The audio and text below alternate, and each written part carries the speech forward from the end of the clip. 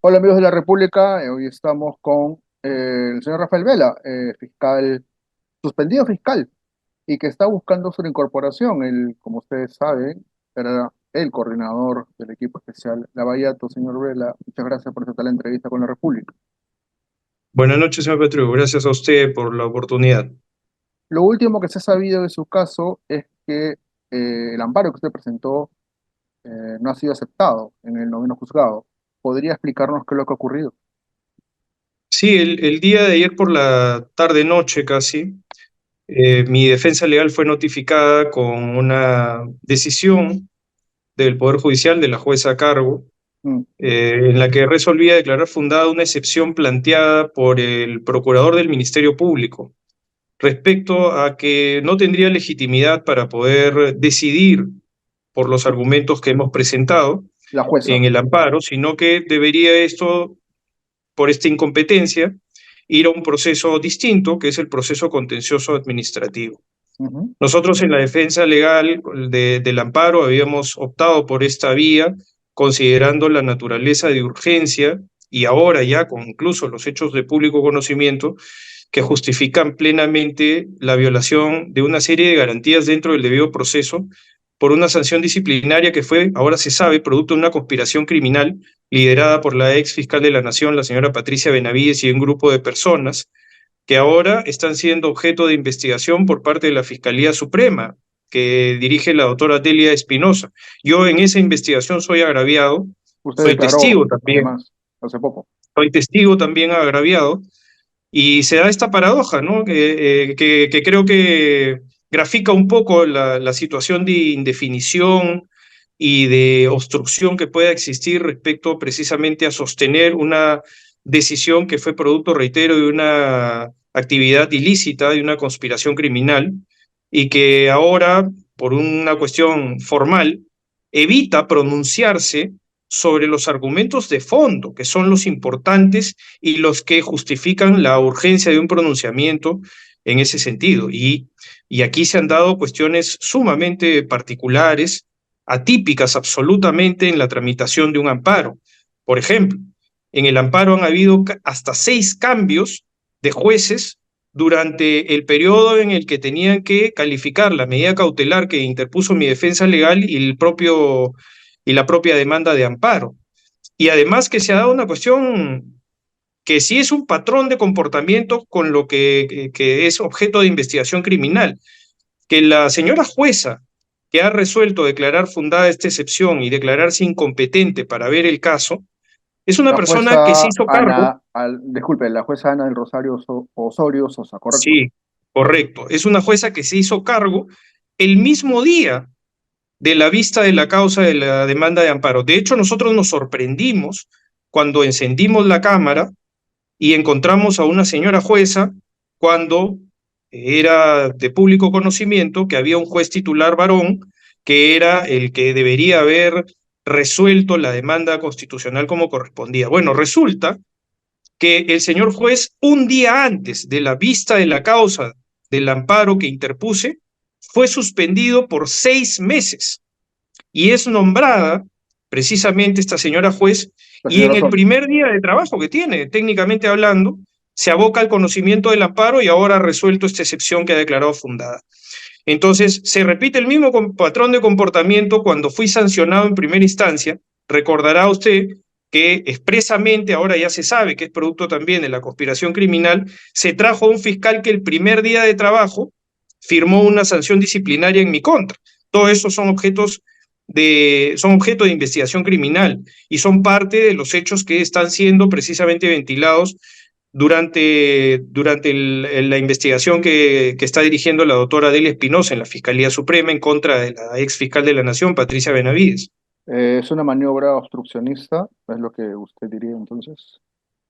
Mire, es evidente que desde el punto de vista objetivo, que se han dado una serie de circunstancias dentro de la tramitación del amparo que sugieren evidentemente esa sospecha, Mm. porque en principio el juez, cuando estaba por calificar la medida cautelar, una vez que admitió a trámite el amparo, Fue fue suspendido. objeto de una primera suspensión por 30 días. Durante esa suspensión, 2 jueces adicionales fueron parte también del conocimiento del amparo y ninguno de ellos quiso resolver, al punto de que transcurrieron los 30 días de suspensión del juez titular, el juez titular volvió en sus funciones y cuando nuevamente iba a decidir, fue nuevamente suspendido, esta vez por 6 meses. Y es ahí donde ingresa esta última señora juez, que la verdad que no nos sorprende que pueda haber resuelto en ese sentido, ¿no? Porque dentro de las circunstancias en las cuales esto se estaba decidiendo, evidentemente, la participación, que además concluye el día de mañana, porque la señora juez solamente tiene funciones hasta el día de mañana, y luego de eso entra el periodo de vacaciones judiciales, en donde se hará cargo otro juez, y luego del mes de transcurrido, el mes de febrero, vendrá posiblemente otro juez, con lo que materialmente el amparo va a tener inusualmente hasta 7 jueces en el transcurso de 3 o 4 meses, ¿no? Entonces, evidentemente, dentro de las circunstancias de las investigaciones, en donde también ha sido citada como testigo, entiendo yo, y no sé hasta qué punto también dentro de la investigación, la presidenta de la Corte Superior de Justicia de Lima, que es quien nombra a los Mm. magistrados, entonces evidentemente dentro de mi condición de agraviado en la investigación que está llevando a cabo la doctora Delia Espinosa, por cierto, puedo también colegir, inferir objetivamente de forma válida de que esto puede terminar siendo una maniobra también para evitar analizar los argumentos de fondo del amparo, porque estos serían, sinceramente, muy difíciles de rebatir, Una considerando maniobra, todo lo que ya se sabe de los hechos que son objeto de investigación criminal. una maniobra desde la Corte Superior. Bueno, yo no lo descartaría, ¿no? Sin duda eso tiene que ser seguramente objeto de investigación. Tengo entendido que sí, la presidenta de la Corte Superior de Justicia de Lima ha sido llamada a declarar, por tanto tiene alguna relación con el caso. No estoy diciendo nada que no corresponda a lo que ya se conoce pública y notoriamente, que la señora ha sido convocada a declarar Mm, de la misma manera que un señor juez superior, ujú, el juez superior Luciano Cueva, ujú. también ha sido convocado a declarar y que por tanto hay algún nivel de relacionamiento de personas que tienen capacidad de decidir incluso en materia de los amparos, en materia constitucional y en materia de quiénes son los jueces que finalmente van a resolver dadas estas circunstancias inéditas que se han planteado, de hasta tener hasta el mes de marzo 7 cambios, ¿no? Esto es absolutamente inusual. Usted podrá seguramente consultar con las fuentes distintas y verá que el hecho de que sucesivamente se cambien 7 jueces en un juzgado No, constitucional no es es normal. absolutamente inusual y por supuesto es sospechoso en la medida de que forma parte de hechos que tienen contenido criminal, porque la suspensión, en mi caso, tiene evidentemente un contenido criminal, no porque lo diga yo, sino porque ahora es objeto de investigación por parte de la doctora Delia Espinosa. ¿Usted pensaba que con el retiro de la fiscal Benavides del Ministerio Público, su amparo se podría haber resuelto de otra manera? ¿Tenía esa No, expectativa al yo, menos? no, yo no tengo una expectativa en relación a lo que haya podido suceder con la ex fiscal de la Nación, la doctora Patricia Benavides, porque los jueces, por principio constitucional, son independientes, son autónomos y deben decidir conforme corresponda a su entendimiento, a su calificación Yo y a entiendo lo que ellos eso, consideran que es su deber de justicia. yo entiendo Sin eso, embargo, pero acá lo que digamos ha sucedido, la situación que usted acá lo que ha explica es, sucedido, claro, acá lo que ha sucedido es que se ha retirado el juez titular. Y es absolutamente inusual que primero se le suspenda por 30 días y luego se le suspenda por 6 meses, en un intervalo de tiempo de menos de un mes. Es decir, el señor juez fue suspendido 30 días primero. Coincide con el momento en el que tenía que calificar mi medida cautelar. Eso permitió, al no calificar la medida cautelar y el amparo, permitió que el señor Fernández Gerí pueda notificar la confirmatoria de la sanción disciplinaria y se haga efectiva. Por por, tanto, es evidente que ahí es perfectamente posible establecer una teoría de caso en donde se pueda relacionar un hecho con el otro. por eso le Y lo preguntaba, que ha hay una sucedido ahora, relación aparente sí, y lo, entre... y, y lo que ha sucedido ahora, señor Patriu, es también, por supuesto, algo que es sospechoso, porque lo que ha sucedido ahora es que un día antes de que el juez titular vea, analice los argumentos de fondo de la vista de la causa, es suspendido 6 meses. y es puesta otra persona que se aboca al conocimiento inmediatamente y que ha resuelto de manera muy, muy rápida, ¿no? Declarando fundada una excepción, que son los argumentos de defensa de la Procuraduría del Ministerio Público, reitero, de la propia institución, ¿Va a y que apelar? son argumentos, por supuesto, de defensa del señor Fernández Gerí. ¿Va a apelar? Sí, claro, estamos analizando lo que corresponde con la defensa legal, pero sin duda alguna esto es una maniobra que lo que busca es generar que la sanción disciplinaria se sostenga y tarde tanto tiempo como contribuya a asfixiarme económicamente, porque yo no tengo salario, no percibo salario, afectar el libre desarrollo de la personalidad, no solamente en términos de lo que me corresponde, sino de mi familia. A mí se me ha retirado el seguro médico, yo no tengo seguro médico, ¿no? Y es producto precisamente de la sanción disciplinaria, además de todas las afectaciones que corresponden también dentro de lo que significa el desarrollo de las actividades de una persona que vive de su salario, como le hacía referencia. Entonces acá lo que se busca es obligar a que yo renuncie, porque tengo que trabajar y tengo que generar los recursos suficientes como para poder cumplir con mis obligaciones, que son las obligaciones de cualquier ciudadano: pagar una hipoteca de una propiedad, pagar las matrículas de los colegios, pues yo tengo dos hijos menores, pagar las necesidades en general de la familia, y que todo ello está en función del derecho a la remuneración que tiene uno en el ejercicio de sus actividades laborales. Y principalmente, señor Patriu, porque desde el mes de mayo yo vengo informando de que soy víctima de una serie de abusos del señor Fernández Gerí. Se informó a la Junta Nacional de Justicia, a la señora fiscal de la Nación de ese momento. Por tanto, estos abusos son manifiestos. Merecieron incluso que la Comisión Interamericana de Derechos Humanos emita una medida cautelar que nadie ha respetado, y que, a pesar de que existe esa medida cautelar que está en plena vigencia, nadie la ha respetado, porque Mm. finalmente igual la sanción disciplinaria se ha materializado y yo ya tengo más de 2 meses en esta situación de indefinición que busca, reitero, generar una renuncia obligada, compelida por las circunstancias. Lo que buscan es que no retorne más bien a la institución. Son Y ocho esto meses de se hace, sin suspensión. duda alguna, a través de todos los mecanismos de abuso y de poder que puedan existir. Son 8 meses de suspensión.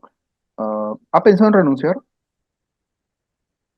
Mire, dentro de las evaluaciones que uno hace siempre están en función del ejercicio de sus derechos.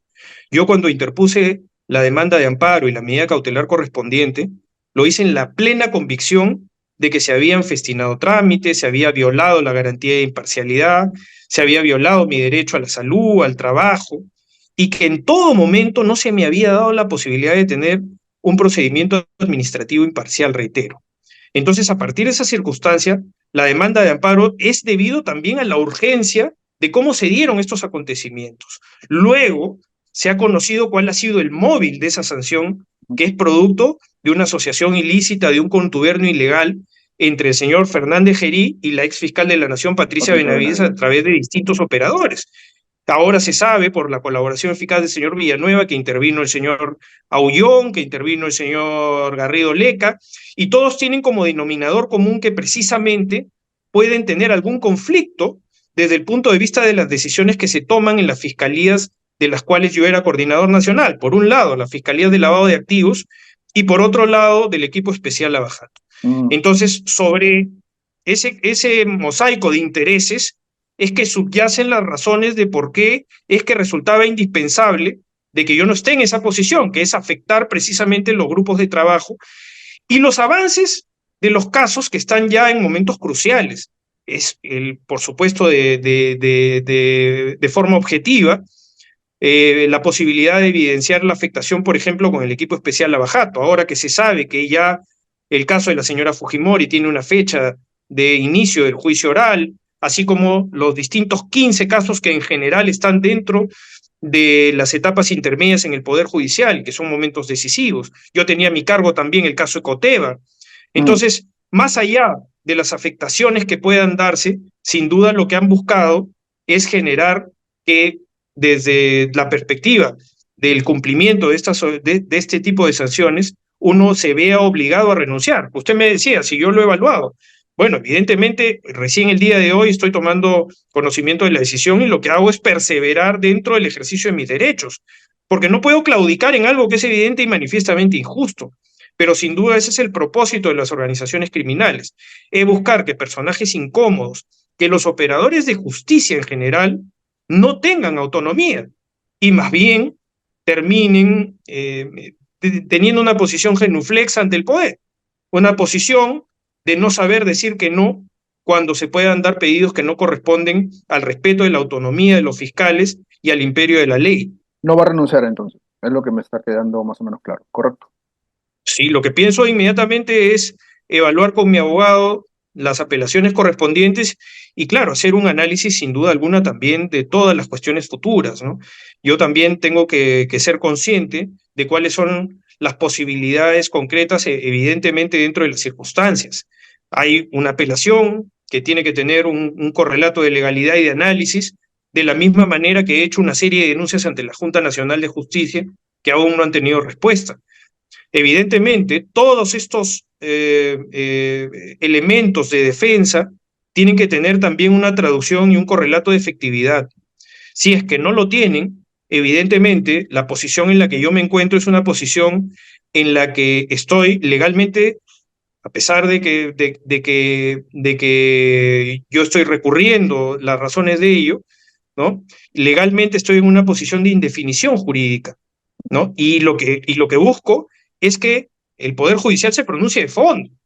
Y digo que estoy en una posición de indefinición porque los argumentos de la señora jueza son argumentos solamente formales en los que no se ha pronunciado sobre ninguno de los elementos y de los fundamentos de la demanda de amparo. Lo que ha dicho es, no, yo no puedo ver nada de lo que ha argumentado el fiscal superior Rafael Vela, porque yo no soy competente para verlos. Esa es en resumen la posición, con lo que hay una abdicación, una renuncia a otorgar tutela de urgencia cuando se saben las responsabilidades que yo he tenido bajo mi cargo y que aún todavía están bajo la expectativa de la institución de que yo pueda reincorporarme como corresponde legalmente.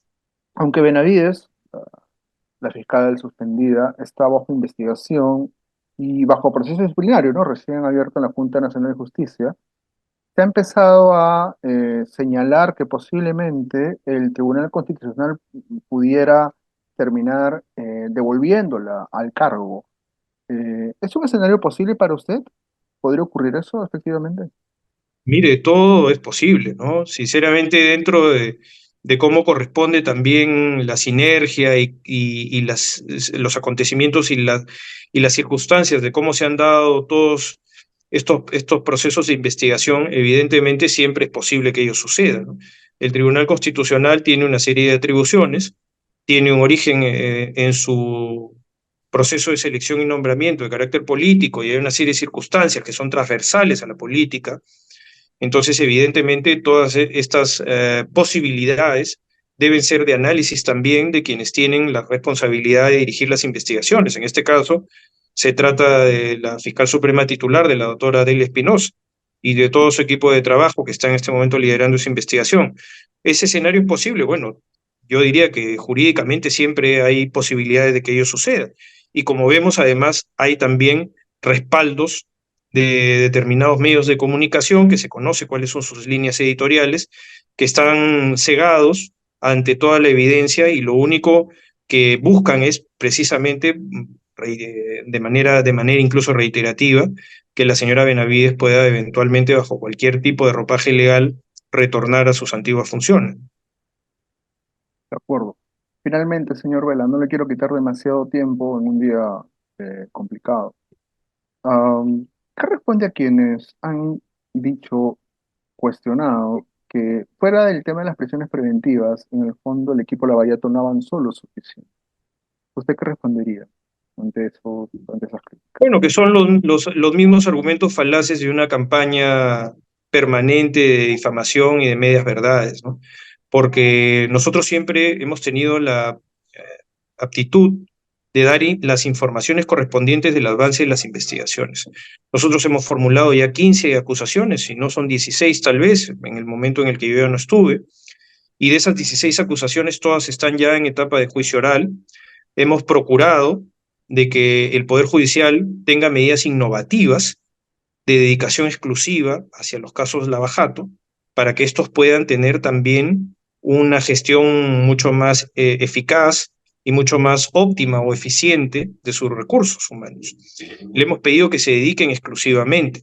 Eso ha sido rechazado. El caso Lava Jato termina siendo un caso más de crimen organizado cuando tiene evidentemente una connotación de notoriedad institucional, porque hay un equipo especial en el Ministerio Público, porque hay una Procuraduría ad hoc que así lo justifica, porque los antecedentes del caso Fujimori y Montesinos también así lo determinaban. Sin embargo, el Poder Judicial no lo ha visto de la misma manera, reitero. Incluso hasta yo diría que la noticia de que el juicio oral de la señora Fujimori comience el 1 de julio, varios meses después, es una noticia que corresponde también a la harta carga procesal que tienen los jueces que están en juicio. Y varios de esos juicios son precisamente juicios del caso Lava Jato.